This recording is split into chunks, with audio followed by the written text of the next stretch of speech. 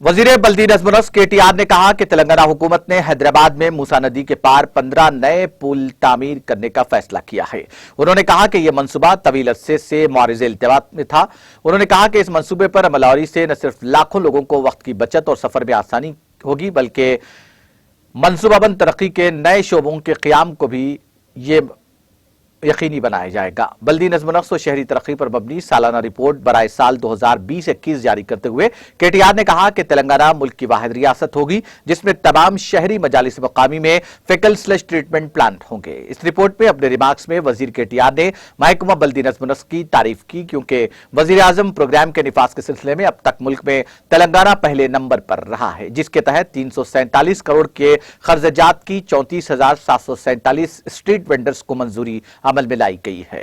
उन्होंने बताया कि एक साल के दौरान बारिश के मौसम में पानी की निकासी या जायद पानी के बहाव की मंसूबाबंदी और उस पर अमल करने के लिए स्ट्रेटेजिक नाला डेवलपमेंट प्रोग्राम शुरू किया गया था। रियासती हुकूमत ने साल के दौरान अर्बन बल्दियाती इदारों में कामयाबी के साथ इंतखाबात कराए हैं और तेलंगाना म्यूनिसिपैलिटी एक्ट 2019 के शिकों के मुताबिक तमाम की तंजीमें जदीद की गई।